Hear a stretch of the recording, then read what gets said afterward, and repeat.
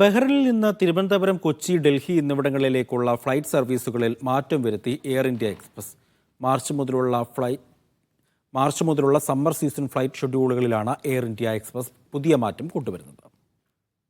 ബുധൻ, ശനി ദിവസങ്ങളിലായി ആഴ്ചയിൽ 2 സർവീസുകൾ മാത്രമുണ്ടായിരുന്ന ബഹ്റൈൻ തിരുവനന്തപുരം റൂട്ടിൽ മാർച്ച് 5 മുതൽ മാർച്ച് 15 വരെയുള്ള കാലയളവിലെ സർവീസുകൾ നിർത്തലാക്കിയിട്ടുണ്ട്. നിലവിൽ ആഴ്ചയിൽ 6 സർവീസുകൾ ഉണ്ടായിരുന്ന ബഹ്റൈൻ കൊച്ചി റൂട്ടിൽ മാർച്ച് 30 മുതൽ ആഴ്ചയിൽ 4 ദിവസം മാത്രമായിരിക്കും സർവീസ് ഉണ്ടാകുക.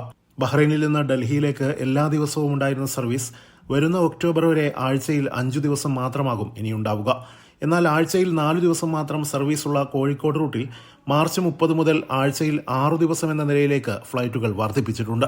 അതുകൊണ്ട് തന്നെ സമ്മർ സീസണിലെ സർവീസുകളിൽ വന്ന മാറ്റം കോഴിക്കോട്ടേക്കുള്ള എയർ ഇന്ത്യ എക്സ്പ്രസ് യാത്രക്കാരെ കാര്യമായി ബാധിക്കില്ല. എന്നാൽ പുതിയ മാറ്റങ്ങൾ സമ്മർ സീസൺ ഫ്ലൈറ്റ് ഷെഡ്യൂളിൽ താൽക്കാലികമായി ചില സർവീസുകളിൽ വന്ന മാറ്റം മാത്രമാണെന്നാണ് എയർ ഇന്ത്യ എക്സ്പ്രസിന്റെ വിശദീകരണം. Siraj Pallikkara, media 1, Bahrain.